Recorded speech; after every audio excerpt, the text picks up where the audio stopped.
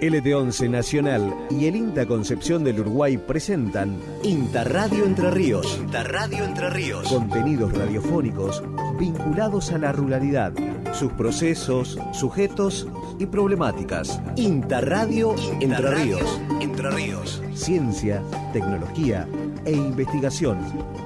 Las novedades del INTA en todo el país, resumidas en una hora de radio. INTA Radio Entre Ríos, en LT11, con la conducción de Gustavo Contenti. Bienvenidos. Bienvenidos.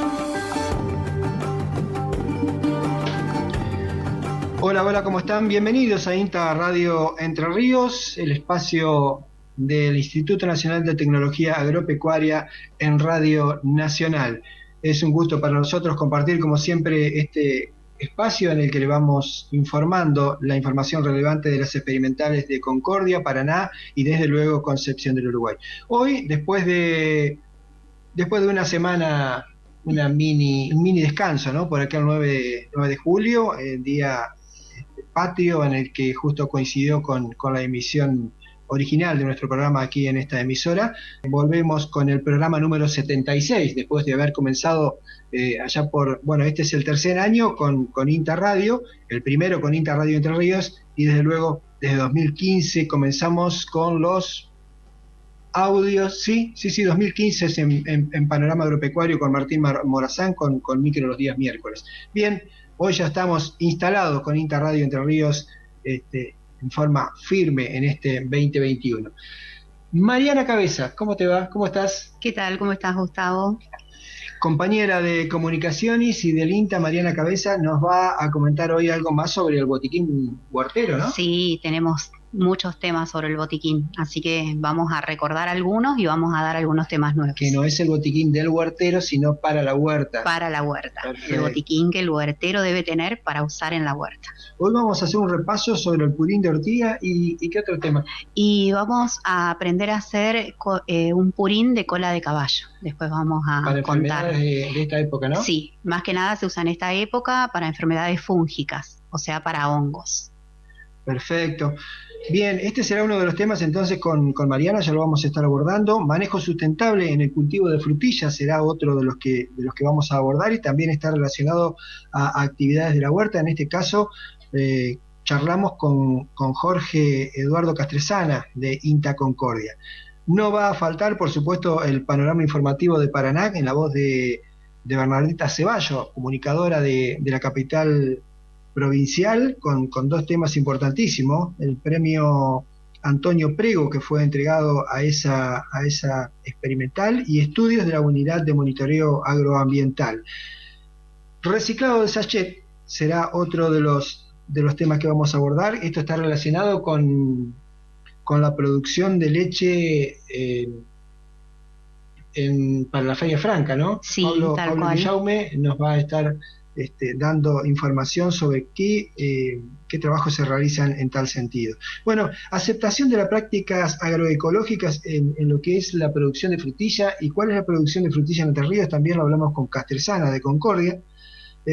Y por supuesto vamos a destacar un reconocimiento que ha recibido Florencia Rojas, una compañera de INTA Concepción del Uruguay, por su trabajo realizado en el laboratorio con análisis para el COVID. Y desde luego también hablaremos con María García sobre la jornada forestal que se va a realizar próximamente en la capital del citrus. Volvemos con Mariana y hacemos un repaso sobre el purín de ortiga. Sí, un repasito y contarles, ampliar un poquito la información que la dimos un poquito por arriba la vez pasada, decirles y contarles que por ahí la ortiga se toma como una maleza, siempre una mala hierba que tratamos de sacar, y en verdad tiene muchas propiedades que utilizamos bien para la huerta y que nos servirían bastante. Principalmente recordarles que este purín no solamente se hace como bioinsecticida, ¿sí?, sino también como biofertilizante. Tiene como un doble propósito. Mejora las raíces de las plantas, da materia orgánica al suelo, es buen activador de raíces, o sea, es un enraizante natural, y recordarles un poquito la receta, ¿sí? En estos momentos tenemos la ortiga, ¿sí? En los campos, no es de fácil recolección, recuerden usar guantes porque pica al tocar, ¿sí? Fácil de confundirla con el perejil, ¿no? Muchas veces junto en los tablones de perejil la ortiga y lo agarras justicia. Sí. Uy, ¿sabes qué? Te das cuenta enseguida que es ortiga, así que no te preocupes. Como les dije antes, un abono, ya que es un biofertilizante, lo usamos como abono líquido muchas veces. ¿Cómo era la receta? La recordamos fácilmente. Es 1 kilo de ortiga, 1 kilo de planta, vamos a decir, evitemos los tallos gruesos, en 10 litros de agua. Esa es la proporción. Tenemos que recogerla, dejarla macerar en un balde, ¿sí? Si le podemos poner peso, mejor, o sea que el agua cubra todas las hojas, y taparlo. Lo vamos dejando,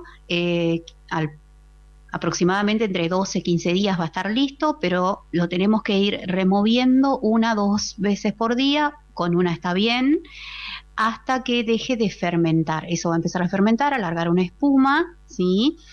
A los 12, 13 días nos vamos a dar cuenta de que ya no fermenta más, lo vamos a colar, vamos a desechar todo el resto de hojas e impurezas que queda y lo vamos a conservar en botellas preferiblemente oscuritas, ¿sí? Que no dejen pasar un poco la luz. Eso sería, vamos a decir, el extracto sin disolver, ¿sí? Ese extracto sin disolver nosotros lo podemos usar para acelerar la descomposición del compost. Por ejemplo, si tenemos un compostaje y le agregamos ese extracto, acelera la descomposición. Si lo queremos utilizar como biofertilizante, lo tenemos que disolver, ¿sí? Entonces, para repasar hasta aquí, es Sí. 1 kilo de ortiga en 10 litros de agua. En 10. En 10 litros de agua. Sin diluir, entonces, es para acelerar el proceso del compost, o sea, ayudar a que se descomponga más rápido. Si lo vamos a usar en suelo, ¿sí? Diluimos 1 litro en 10 litros más de agua, ¿sí? Esto estimula el crecimiento de las plantas, o sea, es un biofertilizante. Podemos usarla 1 o 2 veces por semana en el riego.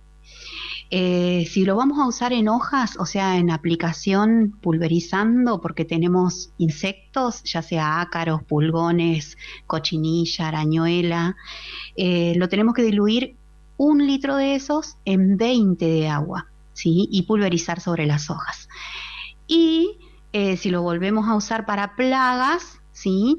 Lo volvemos a diluir 1 en 50. Y ahí sí pulverizamos todo lo que queramos la huerta, porque lo que hace es evitar que aparezcan las plagas de nuevo. Una vez que las tratamos con menos dilución, para, vamos a decir, hacer como un tratamiento de que no vuelvan esas plagas que estuvieron afectándonos, lo diluimos 1 en 50. Igual la receta la tienen en el boletín o en nuestra página, en las redes sociales, así que pueden sacarla de ahí tranquilamente. Interesante para repasarlo, inta.gov.ar/Concepción, ahí pueden, o si no, directamente googleando purín de ortigas. Purín de ortigas, sí, ahí lo van a poder encontrar y van a poder ver los beneficios que nos trae esta Purín maleza. de ortiga, INTA, y sale con más facilidad Sí. la receta. Te iba a preguntar, ¿es una planta perenne? Perenne, sí. Empieza Y en el caso, sí, te escucho. Sí, empieza por ahí, lo mejor es usarla cuando no está florecida, ¿sí? No quiere decir que no tenga los mismos beneficios, pero lo mejor es usarla cuando cuando no florece. Por lo que me estabas diciendo, se puede utilizar con bastante frecuencia, me decías un riego semanal. ¿Es conveniente tener un tablón, un almácigo aparte, cosecharla, producirla? Si tenés producción de ortiga, también se puede guardar seca, ¿sí? Podés cosechar y secar. El purín también se puede hacer con ortiga seca, ¿sí? Así que no habría problema en caso de que por ahí quieran cosechar bastante y guardar, ¿bien?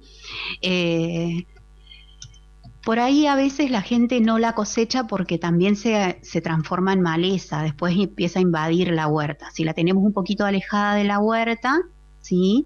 Y la tenemos ahí, podemos tenerla como un sustituto, vamos a decir, para nuestras preparaciones, sería genial. Bien, entonces eso no necesita ningún cuidado particular, es una maleza. No es una maleza que tenemos que controlar. ¿Sí? Bien, bien, bien.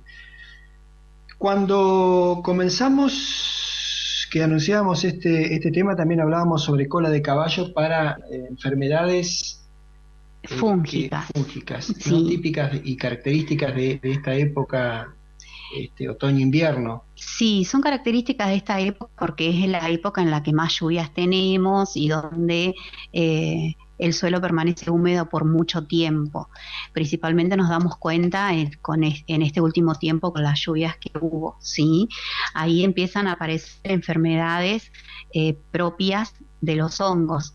O sea, te nombro algunas: el oidio, el mildiu, la roya.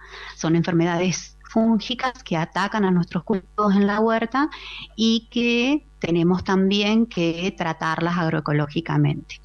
El Equisetum, que así se llama la planta, o más conocida vulgarmente como cola de caballo, es una excelente planta para preparar purines que atacan estas enfermedades. Y tiene una preparación mucho más rápida que la que sería el purín de ortigas. ¿Sí? El purín de ortigas lo tenemos que tener listo en 15 días.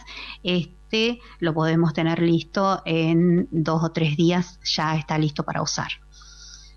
Los que no conocen la planta de la cola de caballo, por ahí es una planta que muchos la confunden con caña chiquita, vamos a decir, se usa mucho para decoración, crece en lugares húmedos, por ahí se ve también, si uno sigue o anda en lugares, por ejemplo, montes y todo eso, en lugares bajos crece, sí, la planta, y es de fácil recolección y se puede usar fresca o seca también. Bien, también se puede tener aparte un apartado para cultivarla. Sí, vos sabés que principalmente en Gualeguaychú los productores la tienen y usan sus propiedades, y es más, compraron sus plantas para ellos mantenerla y ellos hacer sus preparados directamente sin tener que recolectar. O sea que también es una planta que deberíamos tener en la huerta para poder usar después. Bien, entonces la preparación. La preparación es un poco diferente a lo del purín de ortigas, ¿sí? La preparación es medio kilo en 10 litros de agua. Si la queremos hacer igualita, vamos a decir, podemos usar la misma proporción, 1 kilo en 10 litros de agua. Va a salir un poquito más fuerte, pero yo prefiero hacerla fuerte y diluirla después, ¿sí? Y que dé mayores beneficios. Hacemos 1 kilo en 10 litros de agua, pero esta se tiene que dejar macerar, o sea, la tengo que dejar en el balde a la planta por lo menos un día y medio. Y después debo hervirla, ¿sí? Esos 10 litros se hierven y se deja enfriar y después se filtra. O sea, después de hervido, ¿sí? Se filtra y se coloca en botellas. Así que más o menos para usar, te digo la dilución, más o menos. Si yo preparo purín de ortiga y cola de caballo, no tengo que usar las dos juntas. Eso es una cosa que por ahí tienen que tener en cuenta. Si uso purín de ortigas, uso 2 veces en la semana, pero debo intercalar con la cola de caballo. No debo usar las dos el mismo día, por ejemplo. Martes y jueves una, por decirte, y lunes y sábados o miércoles y sábados la otra. Eso lo tengo que tener en cuenta para que una no le quite el efecto a la otra, porque para que el suelo también pueda absorber lo que nosotros estamos colocando, ¿sí? Así que tengan en cuenta eso si van a hacer las dos preparaciones.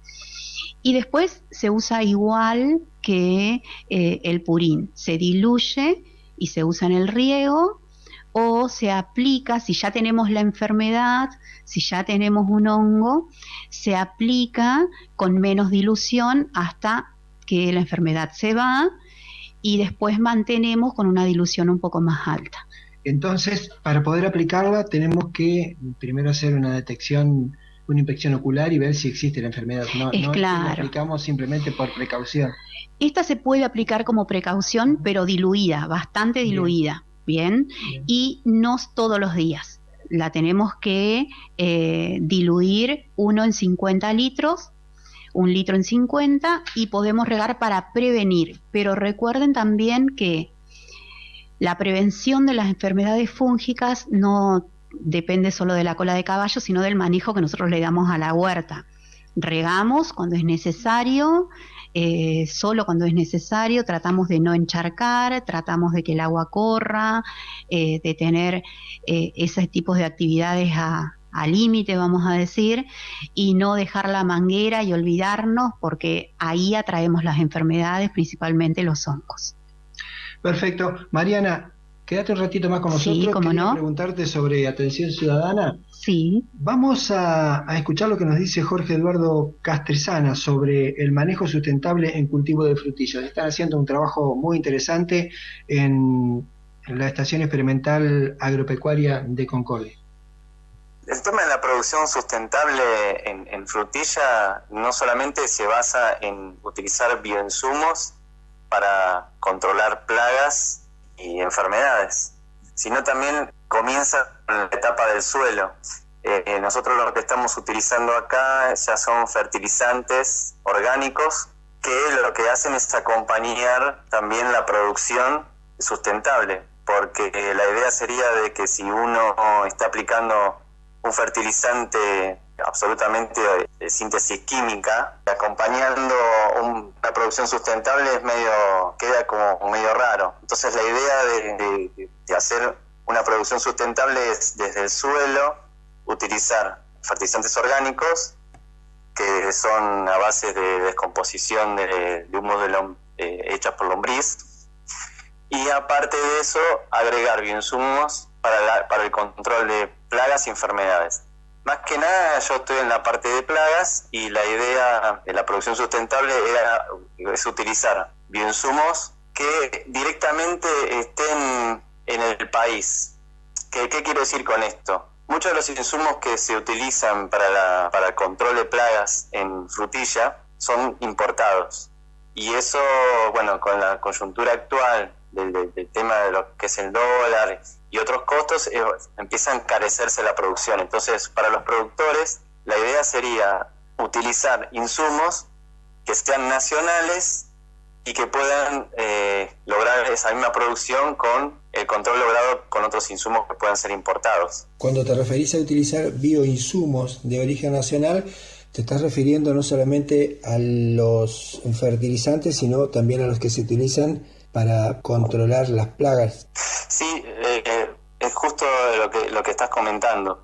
La idea de este ensayo se basa en utilizar, te comento, que son varios extractos. Uno es extractos de algas pardas y rojas, que en realidad son el proceso son recolectadas en Caleta Olivia, en el sur, y es un insumo que ya se está utilizando a nivel nacional. En general, en otros lados se está utilizando como bioestimulante, pero sin embargo, yo en ensayos previos he visto que tienen algún efecto con las plagas, porque la densidad poblacional de plagas en lo que es, por ejemplo, ácaros o pulgones han disminuido. Entonces la idea también es probar ese producto que, aparte de bioestimulante y biofertilizante, pudiera tener ese efecto en las plagas. Eso por un lado. Después tenemos el tema del extracto de ajo. Ya está bastante conocido el tema de que es un producto que repele a las plagas, pero en ciertas dosis puede llegar a hacer una hiperexcitación al sistema nervioso y la puede llegar a matar. Eso es también un insumo nacional, porque es sacado de producción de Mendoza. Y por último, hay un producto que se está desarrollando acá, de una pyme, cerca de Chajarí, que lo que está a base de aceite esencial de citrus. Entonces, para hacer un efecto de degradación de la cutícula del insecto, de secarlo, y con eso llega a la muerte. Bueno, es un producto también natural, entonces la idea es que se haga la producción con insumos que se puedan sacar de Argentina, que ya estén esos insumos disponibles en Argentina. Algunos están en proceso, otros ya están registrados.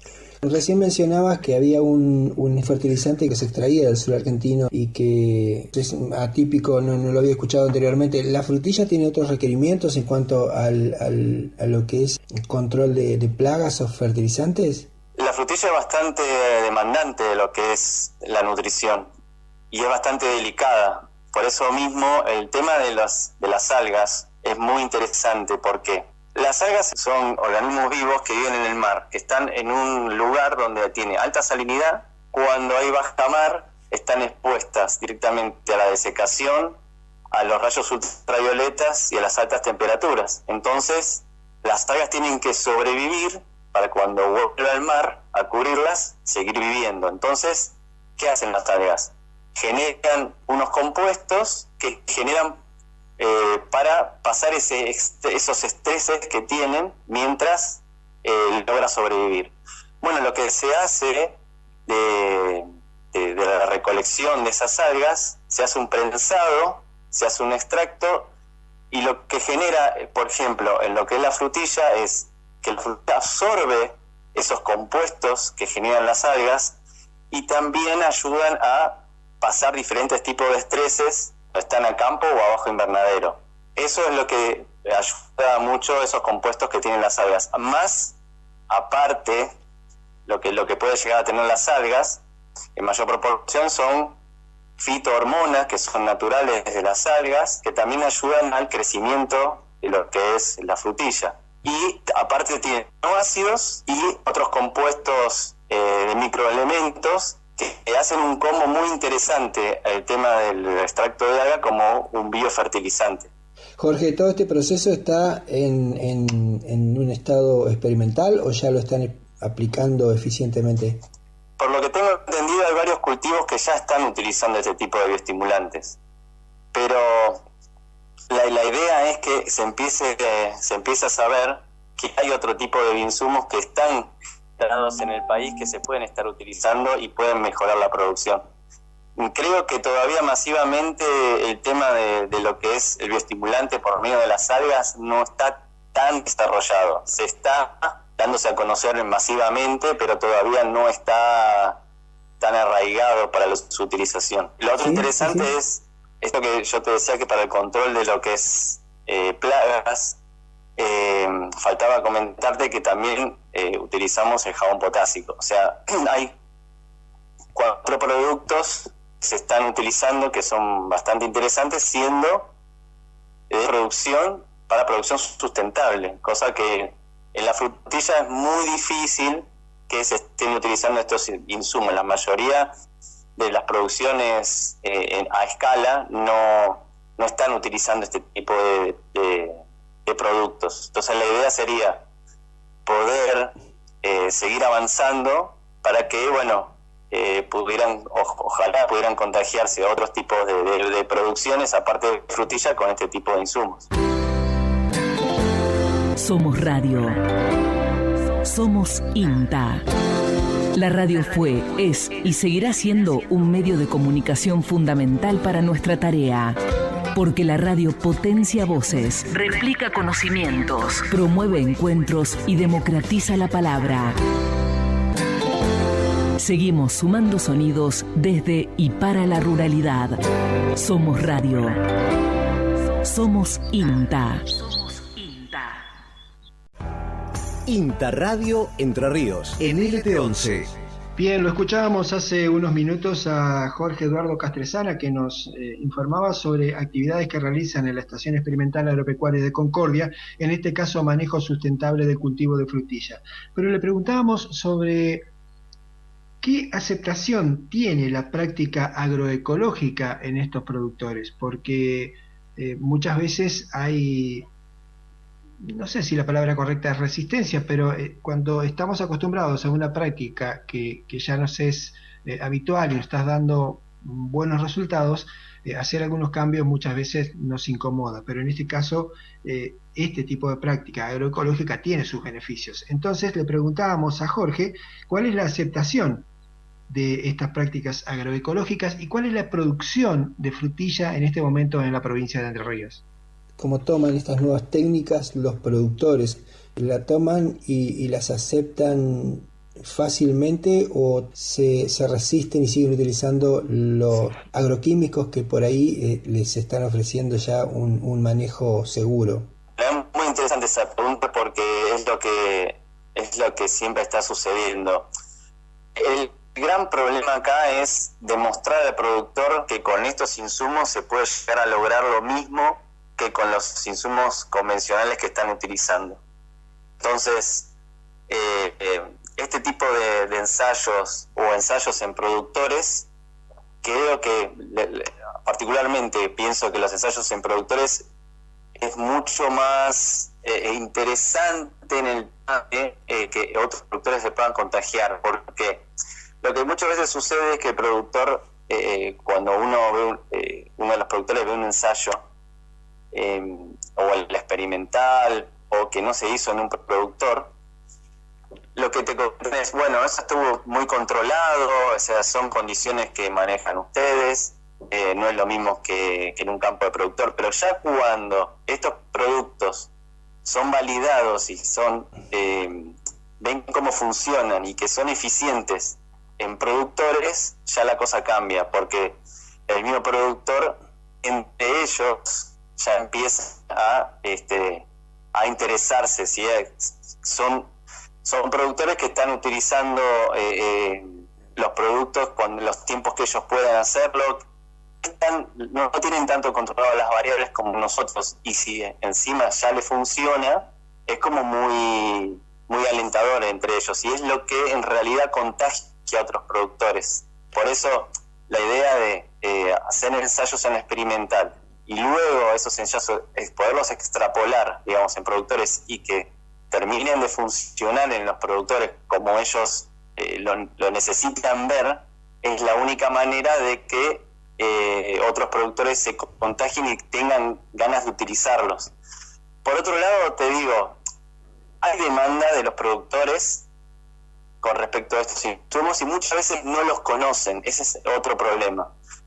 Muchos productores terminan siempre en los mismos productos convencionales porque no conocen esta amplia gama que se empieza a dar ahora. Hace unos años que ya empezó a agrandarse la paleta de productos. Entonces, una vez que los productores empiezan a ver cómo funciona y que en los productores funciona, ya es como que no tienen tanto miedo de utilizarlo, sino que, digamos, dan ese paso.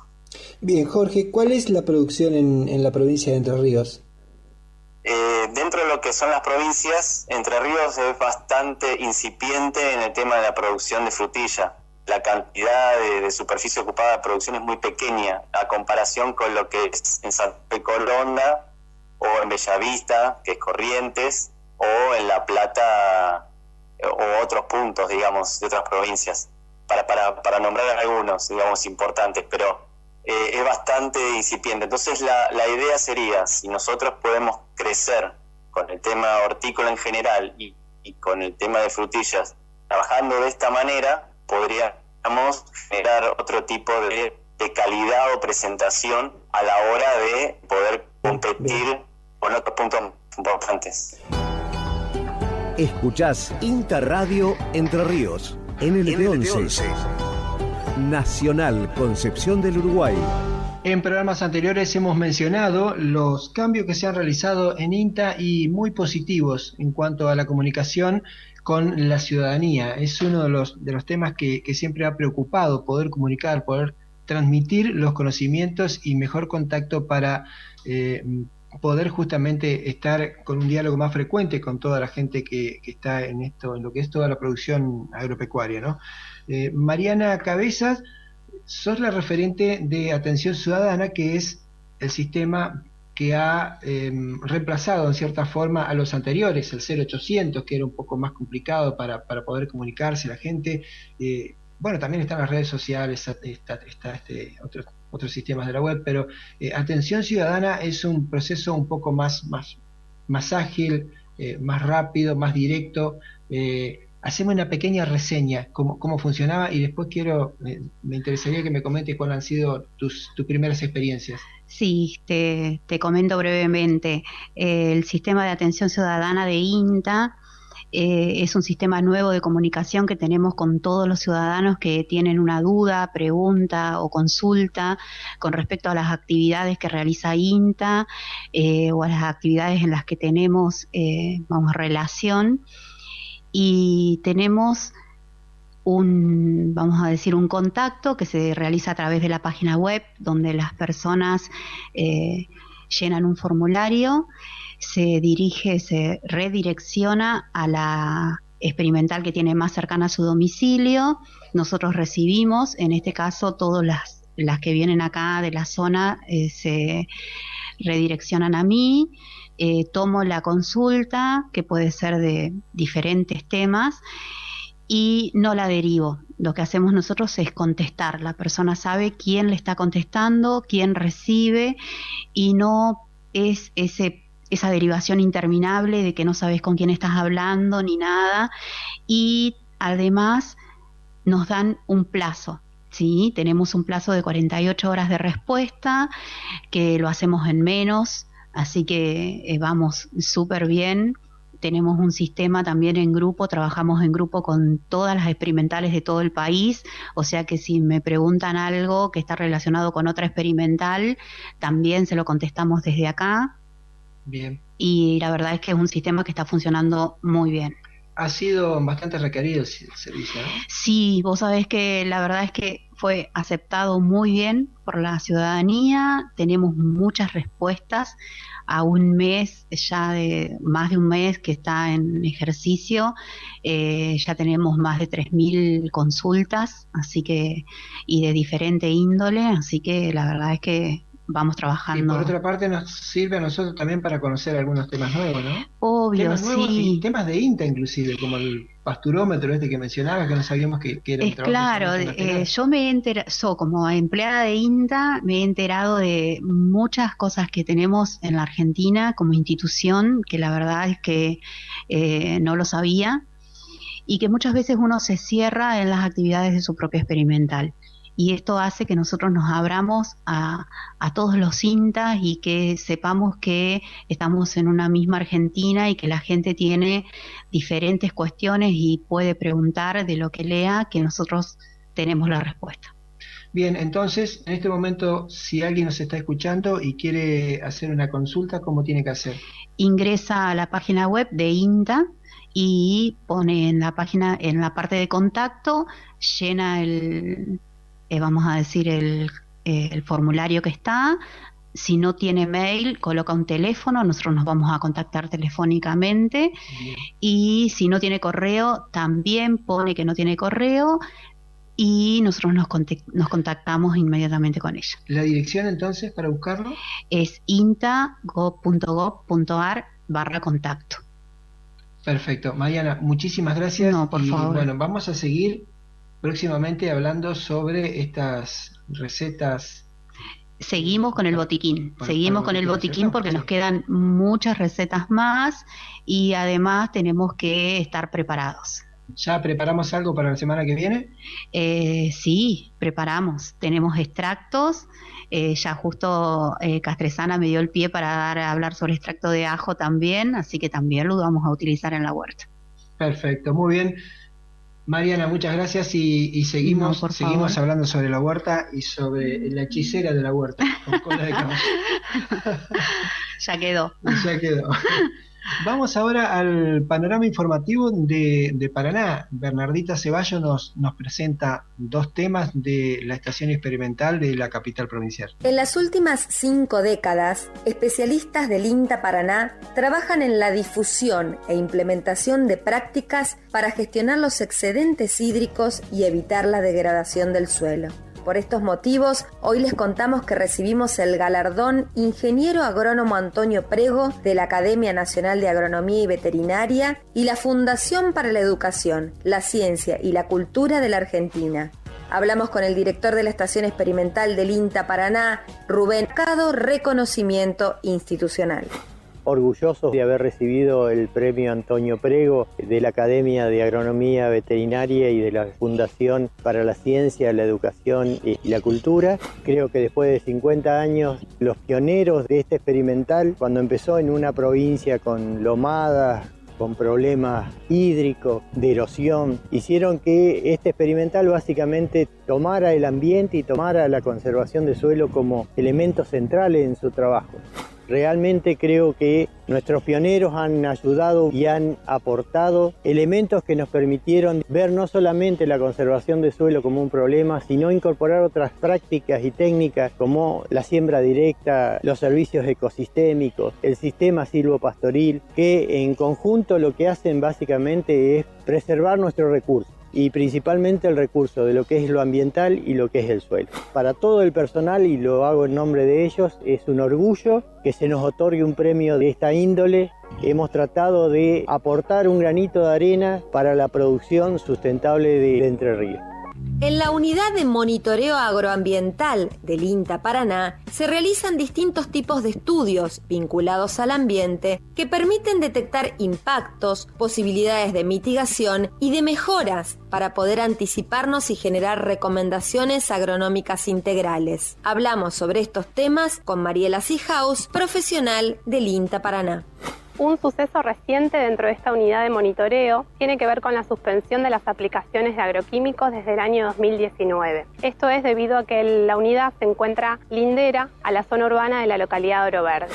Se comenzaron a indagar con nuevas herramientas para poder continuar con la producción agrícola y destacamos sobre todo lo que tiene que ver con la remoción de malezas sin el uso de insumos de síntesis química y la incorporación de nuevos cultivos para poder mantener el suelo del lote productivo ocupado la mayor parte del tiempo. La experiencia nos permitió poder en el año 2019 abrir una nueva línea de investigación que se propone investigar el potencial de remediación que pueden tener las especies acuáticas autóctonas, características de estos ambientes, respecto a posibles impactos de la actividad agropecuaria sobre el agua superficial. Es así que realizamos muestreos orientados a evaluar el potencial de captación y filtración de nutrientes y plaguicidas de las especies vegetales presentes entre el cuerpo de agua y el lote productivo. Destacamos finalmente que las unidades de experimentación e investigación con una duración de largo plazo y con una escala real a campo nos permite obtener información valiosa y poder entender el funcionamiento de los agrosistemas para así poder evaluar los impactos, poder anticiparnos a ellos y poder generar herramientas y recomendaciones agronómicas que puedan ser adoptadas por los productores de la zona.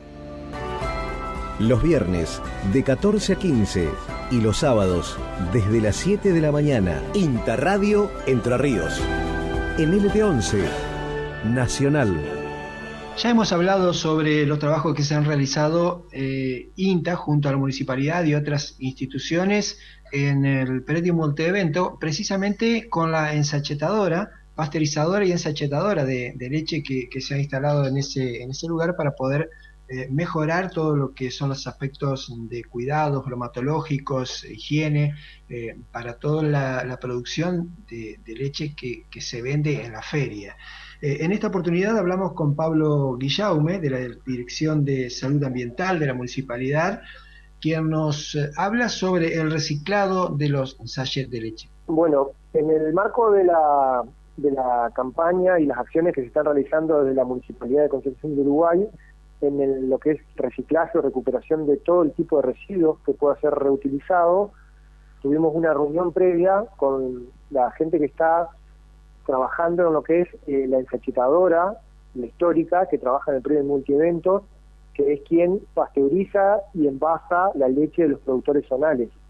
Ellos nos realizaron la consulta a nosotros de cómo podíamos manejar el tema de los residuos que se generan, que son los sachets ya utilizados por la gente que los consume o algunos productos que pueden fallar en lo que es el proceso de envasado. Entonces contactarnos con una agrupación civil que hay en la ciudad que recolectan esos sachets y los envían a otra ONG un poco más grande que genera productos reutilizados de esos sachets, o sea, con reutilización de los sachets. Lo que hacen ellos es confeccionar una suerte de ecomantas y bolsas de sachets para que ese producto no termine en lo que es un relleno sanitario o pueda terminar en la vía pública y se le dé un uso en otro producto secundario, digamos, que tiene como base el material plástico de sachet. Entonces, luego de estas reuniones nos comunicamos con la gente de la ONG y se estableció que en la histórica, allá en la desachetadora, todos los productores que hayan vendido leche y después la gente que haya comprado el producto los pueda volver a llevar al predio para que queden ya una vez limpios y ordenados para que esta gente los retire. Y en paralelo la municipalidad, todos los sachets, lo que se consume, que es leche de esa misma de ese mismo origen, que es de la desachetadora histórica, que lo consumen los comedores municipales, todos esos sachets, la gente de los comedores municipales lo que lo hace es, una vez que utiliza el producto, los abre, los lava, los guarda y los envía nuevamente al predio multieventos, donde trabaja la desachetadora y pasteurizadora histórica, para que luego la ONG esta los retire una vez a la semana y tenga un volumen considerado para poder enviarlos a su nueva utilización en lo que son los productos que se hacen con esto, digamos. Pablo, ¿cómo es el proceso de reciclado? Quien abre el sachet debe tener la precaución de hacerlo en forma correcta en la parte superior. ¿Son tips que es interesante tener en cuenta o no tiene importancia eso? Y luego, cuando eso llega a esta ONG, ¿cómo sigue el proceso? Bueno, en este caso no es realmente un reciclado, sino una reutilización lo que se hace, porque no se descompone el material. Lo que hacen ellos es abrirlo al sachet, que tiene que estar una vez lavado y limpio, y generar una suerte de lámina plástica, que con ello hacen como una película cosida, y con esto generan como una impermeabilización de estas mantas.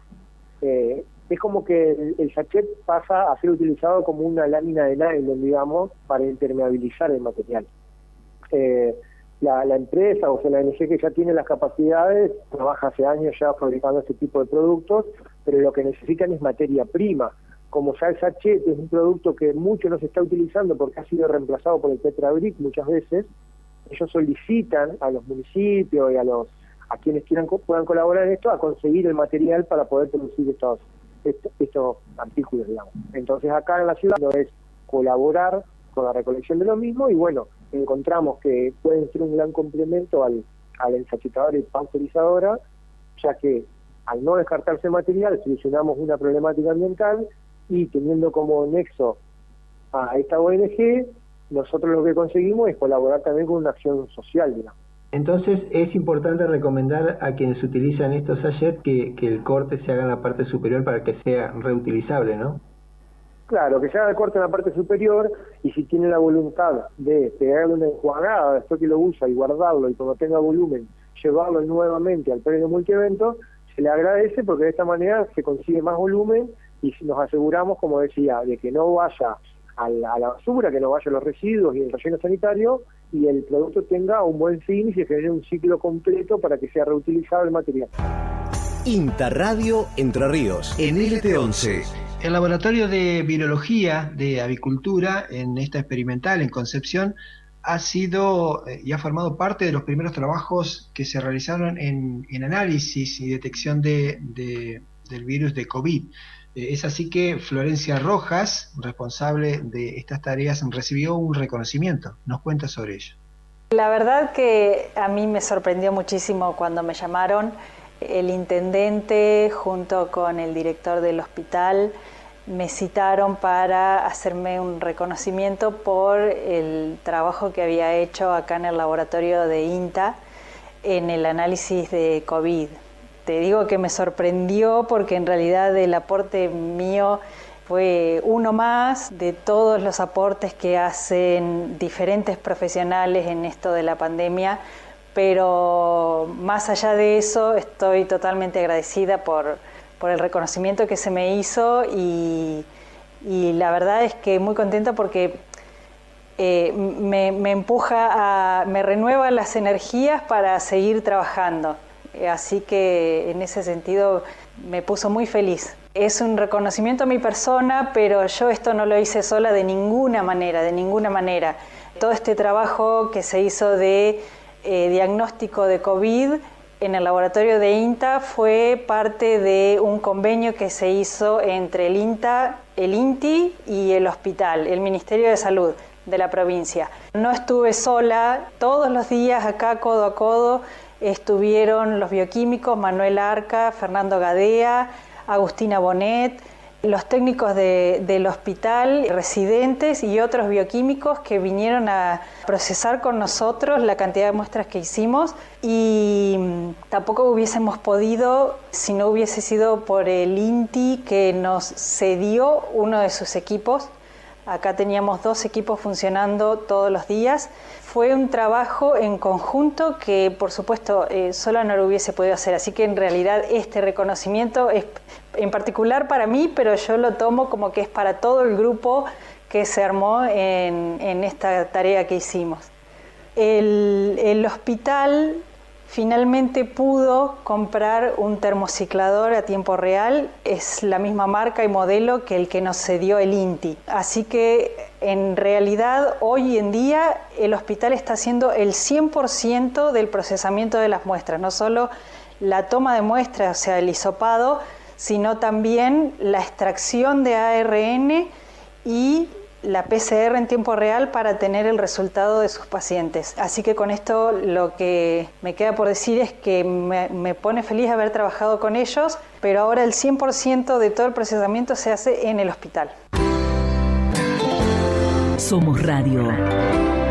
Somos INTA. La radio fue, es y seguirá siendo un medio de comunicación fundamental para nuestra tarea.